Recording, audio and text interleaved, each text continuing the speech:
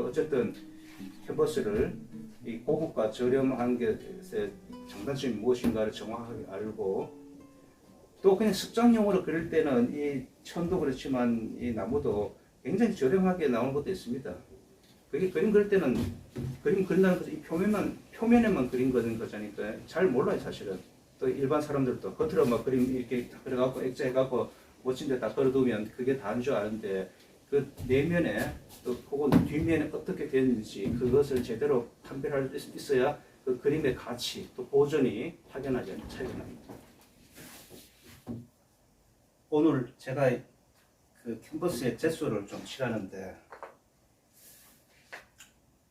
여기 물을 준비하고 2리터짜리 젯소, 알파 젯소를 준비했습니다. 이미 전체적으로 한 번 칠을 하고 건조시킨 다음에 지금 두 번째 칠하고 있거든요. 그런데 이 젯소가 제품에 따라가 물기가 좀 다릅니다. 이 제품은 이 알파 젯소가 이렇게 있는데, 그래서 이 물과 이 젯소 양을 어느 정도 배합할지는 그 감으로 짐작하는 수밖에 없습니다.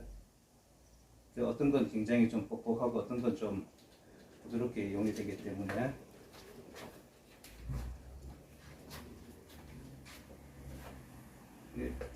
단계적으로 칠을 할수록 그 젯소 양이 조금씩은 덜 들어갑니다. 그래서 이렇게 원액을 짠 다음에 물을 적당히 약 20-30% 물을 이렇게 섞습니다. 그런데 이게 이제 많이 칠하다 보면 시간이 한 10분, 20분 이상 걸리게 되면 이게 금방 물이 또 증발하거든요. 그럴 경우에는 다시 또 물을 또 중간중간 조금씩 섞습니다. 자, 이 정도면 딱 적당하게 칠해질 단계가 됐습니다. 그러니까 이게 칠을 할 때는 요 위에만 칠하는 게 아니라 이 두께 부분, 이 두께 부분도 다 같이 칠해야 됩니다. 그래서 여기 처음 이거 칠을 할 때 지금 요 옆면까지도 다 칠을 한 상태입니다, 지금. 그래서 깔끔하게, 왜냐하면 이 옆면에 그림이 또 보여질 때도 있고 하니까 최대한 이 옆에까지도 칠을 해야 됩니다. 옆면은 한두 번 칠하는데 요 윗면은, 표면은 제가 보통 한 3번 이상 칠합니다. 그래서 요 위에 바로 유화를 그릴 때도 있지만은 또 아크릴로 그릴 때도 있고, 또 유화를 또 그린다 그러면 가장 좋은 것은 이 젯소를 몇 단계 칠한 다음에 여기 위에 다시 또 유화 칠을 한 다음에 기다리는 겁니다. 젯소는 금방 마르지만은 유화를 칠하면 적어도 2-3달은 기다려야 됩니다. 완전하게 건조해 갖고 기름이 누런 색깔이 여기 표면에 올라올 때까지 기다려야 돼요. 이래서 칠하는 거 잠깐 보여드릴게요.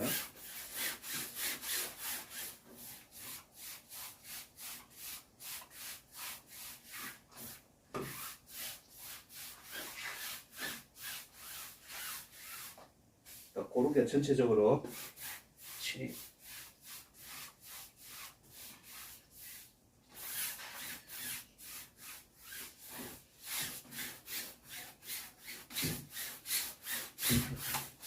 또 표면을 잘 봐야 됩니다. 어떤 부분은 덜 칠해진 부분이 있을 수도 있거든요. 옆에서 이렇게 보면서 고르게 칠을 해야 됩니다. 이게 가로, 세로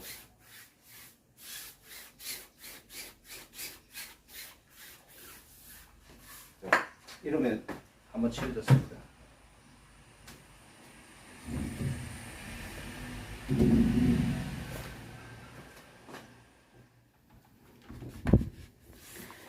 그러니까 이 농담 조종이 물을 이 젯소 이것과 이 물을 어느 정도로 할 것인가, 이게 참 설명하기 어렵습니다. 처음에 이게 젯소를 여기 담아 갖고 물과 섞을 때는 약 10%에서 한 20%입니다.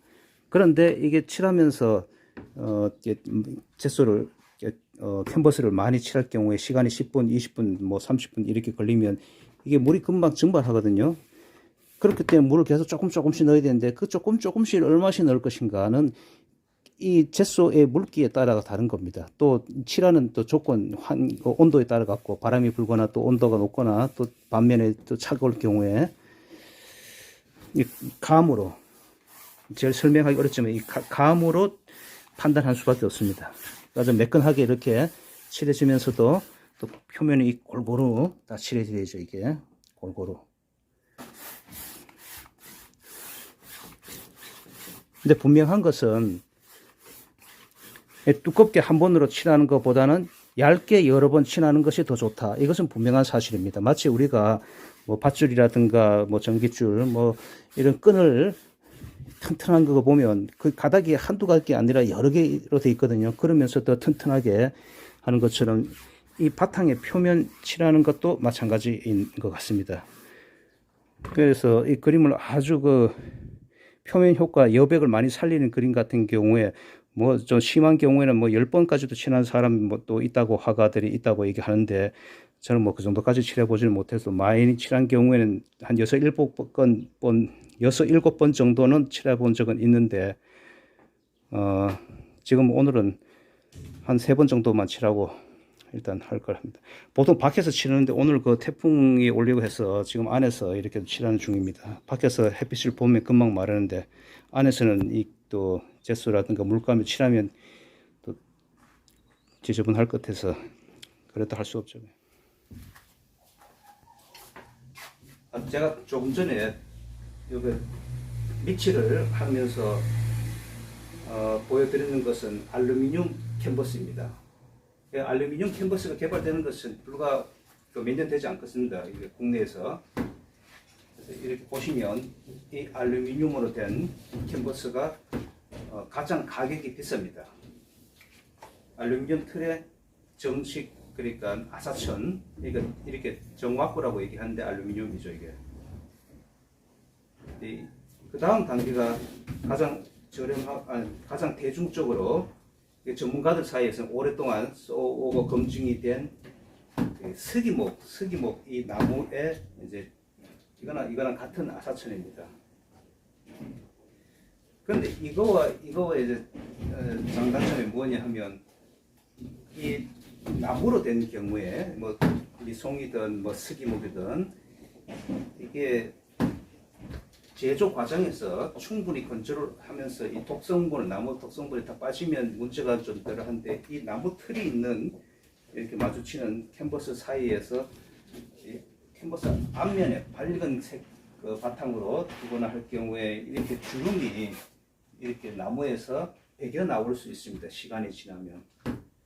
그래서 아주 이 캔버스 이 표면에 여백을 많이 두거나 또 밝은색 그림 같은 경우에 이렇게 누런 나무 그런 것들이 색감이 배겨 나오면 보기 싫거든요. 이 그림에 상당히 안 좋은 현상이 나타나는데 이건 캔버스뿐만 아니라 종이 그렸던 화선지 그림들 보면 그런 현상들이 여러 가지 이유에서 또 생겨나는데 어쨌든 이렇게 알루미늄으로 된 같은 경우에는 그러한 그 나무의 독성분이 배겨 나올 염려가 없고 또 이것이 굉장히 튼튼하고 나무가 이렇게 뒤틀린 현상이라든가 또 어떤 뭐냐 아니면 캔버스 크면 이게 옆에서 이게 수직이지만 이게 수평인데 약간 휘어집니다. 시간이 지나면 여기 나무 틀이 가운데 받쳐주고 있어도 나무가 숨을 쉬는 거기 때문에 이게 완벽하지 않습니다. 시간이 지나면. 그래서 이 알루미늄의 가격은 가장 비싸지만은 그러한 장점이 있습니다. 그다음에 적어도 이 100년 이상, 수십 년, 적어도 100년 이상 내다본다 그러면 이 나무 중에서 가장 캔버스 나무로 경고한 것은 이 서기목이라 합니다. 그 나무가 가장 좋습니다. 뒤틀리지 않고 또 덜 썩고 아주 견고하거든요. 제가 80년대 중반부터 이 서기목을 쓰고 있는데 거의 뭐 99% 나무가 뒤틀리지 않아요. 그런데 이게 또 너무 힘을 많이 주고 제가 예전에 여기다가 또 아교를 직접 칠하고 막 한번 실험적으로 해봤거든요. 당기는 것을 철을 너무 많이 심하게 당기면 이게 또 뭐 나무가 조금 부풀어 오르면서 좀 뒤틀림 현상이 생깁니다. 막 그런 아주 예외적인 1%, 2% 정도 되는 그런 것은 거의 예외라고 봐야 되죠. 일반적으로는 이 스기목 나무는 뒤틀리지 않고 견고하면서 거의 영구적으로 일반적인 보관 상태에서는 영구적이다라고 말할 수 있습니다. 거기다가 이 아사천을 씌우고 이게 캔버스 칠을 이렇게 하는 것은 바탕의 표면 효과를 더 좋게 나오는 컬러가 좀 더 색깔이 잘 나오는 그런 효과도 있지만 또 보존에 여러 가지 또 장점이 있기 때문에 제소 칠을 이렇게 하는 겁니다. 보통 한 서너 단계 하거든요. 근데 유화를 그린다 그러면 그 위에 다시 유화 칠까지 하면 가장 완벽합니다. 제가 이제 많은 그림을 그려왔는 과정에서 비교해 보니까 그것이 가장 완벽하고. 그런데 이 캔버스 이게 스기목 다음 단계 가격이 조금 더 저렴한 것이 미송입니다. 미송은 거의 겉으로 보면 비슷한데 나무 재질이 다르기 때문에 좀 더 무거워요. 무겁고 뒤틀릴 가능성이 약간은 더 있습니다. 뭐 이거나 그거나 별 큰 차이는 없지만 어쨌든 약간 더 있기 때문에 약간 이렇게 보조적인 그런 나무를 조금 더 코너 부분에 댄다든가 하면서 뒤틀림을 좀 잡아주기도 합니다. 그래서 무게를 본다고 하면 이 스기목이 가장 가벼우면서도 튼튼하죠, 이게 스기목이. 그 다음에 이제 이 알루미늄 약간 무겁습니다. 이 무게가 미송 나무로 한 거하고 거의 비슷하다 보고, 그 다음 단계를 보면 이 나무가 겉으로 보면 비슷하지만 또 이게 하나의, 지금은 이건 하나의 틀이지만은 나무가 이렇게 짜집기로 된 것이 있거든요.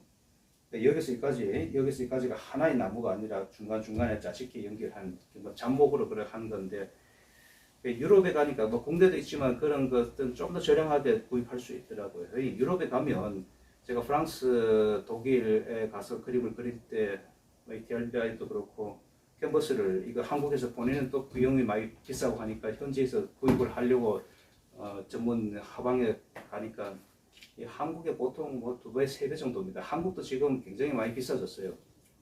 코로나 사태하고 러시아 사태 이후에 더 비싸졌는데, 거기는 예전부터 뭐 유럽은 비쌌다 했는데 지금은 더 말할 것도 없고. 근데 반면에 중국이나 또 동남아 가면 한국의 절반 가격도 안 합니다. 인건비가 또 많이 포함되고 또 거기에서 나무라든가 그런 것들이 바로 생산되고 하면 비용이 상당히 절감되는 것 같아요. 어쨌든 캔버스를 이 고급과 저렴한 것의 장단점이 무엇인가를 정확하게 알고, 또 그냥 습작용으로 그릴 때는 이 천도 그렇지만 이 나무도 굉장히 저렴하게 나오는 것도 있습니다. 그게 그림 그릴 때는 그림 그린다는 것은 이 표면에만 그린 거니까 잘 몰라요, 사실은. 또 일반 사람들도 겉으로 막 그림 이렇게 그려갖고 액자해갖고 멋진 데 다 걸어두면 그게 다인 줄 아는데, 그 내면에 또 혹은 뒷면에 어떻게 되는지 그것을 제대로 판별할 수 있어야 그 그림의 가치 또 보존이 확연하게 차이가 납니다. 제가 여기 있는 이 캔버스가 이건 100%인데 지금 잘 구분하기 어려울 수 있겠는데, 이 캔버스는 이렇게 젯소를 2-3번 칠한 다음에 다시 유화를 칠했어요. 화이트 유화 물감이, 그 다음에 기름이 섞어서 그 기름이 약간 우러나온 거거든요. 근데 이 우러나온 이 기름의 색깔이 이 정도 상태로 직접 만져보거나 보면 또 그림을 이렇게 붓으로 물감을 칠하면 촉감이 굉장히 좋아요. 아주 고급스러운 느낌이 그대로 들거든요. 그러면 여러 그림을 또 뭐 물감을 두껍게 바를 때도 얇게 바를 수도 있는데, 얇게 바른 거나 혹은 거의 여백을 남기다시피 한 그런 것을 보면 그냥 생천에 그대로 사서 그 위에다가 그리고 한 거하고 뭐 전혀 비교가 안 될 정도로 고급스러움이, 또 시간이 지나면 지날수록 이 효과가 또 구분이 됩니다. 느껴지고, 이런 같은 경우에 유화를 그릴 수 있는 가장 완벽한 상태인데, 그런데 굉장히 번거로워요, 이렇게까지 그리기는. 뭐 이렇게 보면 정식 와꾸로 나무를 이렇게 견고하게 해서 거의 영구적으로 그림을 보관할 수가 있는 거죠. 최소한 뭐 100년 이상은 보장이 되는 겁니다. 캔버스에 젯소를 칠한 다음에 유화 물감까지 칠하면 이 보관을 할 때는 이런 식으로 합니다. 요 위에 지금 있는 것은 선반 위에 그 마치 책꽂이에 책을 정리하듯이 것입니다. 건조를 하기 위해 갖고 이렇게 캔버스 한 개 한 개를 마주 보면서 사이에 이렇게 그 물감 칠하는 것이 달라붙지 않도록 간격을 띄워뒀던 것입니다. 이게 작년에 칠한 1년 전의 것인데, 오늘은 제가 새 캔버스에 제소를 칠하고 있지만은 필요에 따라 갖고 유화 물감을 또 칠할 수가 있습니다.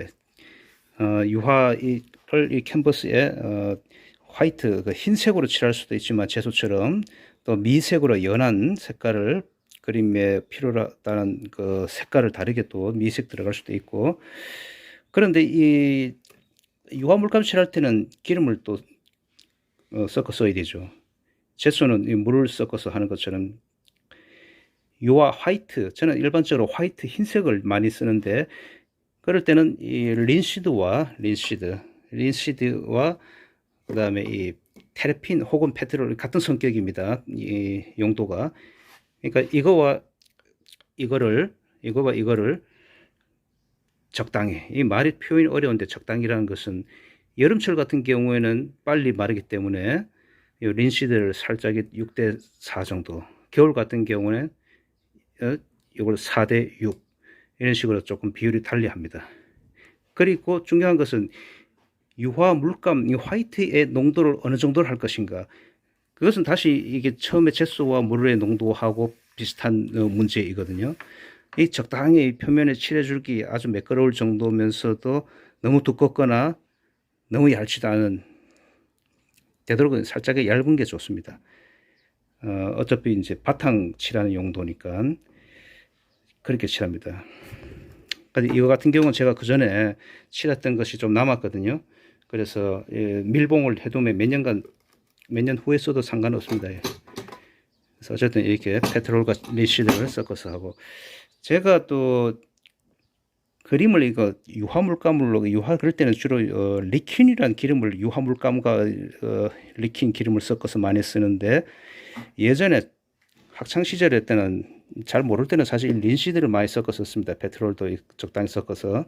근데 이런 것이 누렇게 좀 변합니다, 그림을. 그 다음에 두껍하게 칠할 경우에 갈라지는 거에 대해서는 대책이 없거든요. 저렴하고 하지만은, 그래서 이제 리킨은 제가 야외에서 빨리 그리거나 또 두꺼워도 갈라지지 않고 또 맑은 색깔이 유지되기 때문에 리킨을 자주 쓰는데, 여기 컬러링을 할 때도 필요에 따라 갖고 좀 더 고급스럽게 한다 그러면 린시드는 누르스름하게 색깔을 변하게 하지만 그 뽀삐 오일이라는 것은 그 색깔을 좀 덜 변하게 합니다.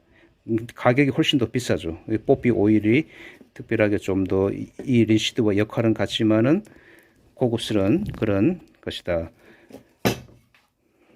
그래서 여기 뒤에 보면 이 캔버스, 제가 이거 완성된 그림은 아닙니다. 과정인데, 그런데 이 그림은 여백이 이렇게 많이 두거든요. 여백을.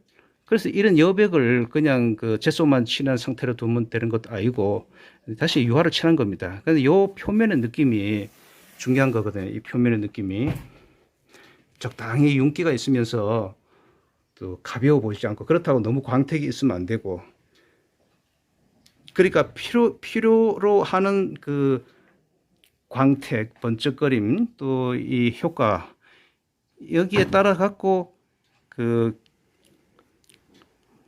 제소로만 칠할 것인가, 아니면 또 유화로 할 것인가, 유화에서도 또 기름의 양을 어느 정도 할 것인가, 또 미색을 또 어느 정도로 색깔을, 그 색의 농도라는 것은 그 물기도 얘기하는 거지만 그 색의 채도, 명도와도 같이 또 생각해 봐야 되거든요. 종합적으로 생각해야 됩니다. 어쨌든 이런 것이 거의 완벽한 상태입니다. 이건 1년 이전에 제가 했던 그런 이 시리즈별로 바탕을 하고, 여기에 또 다른 풍경이 들어갈 수도 있고, 부분적으로 꽃이 들어갈 수도 있고, 또 추상적인 어떤 그런 효과가 들어갈 수도 있는 겁니다. 120호짜리 캔버스에 제가 그린 겁니다. 여기도 보면 뒷면에 이렇게 거의 완벽한 상태입니다.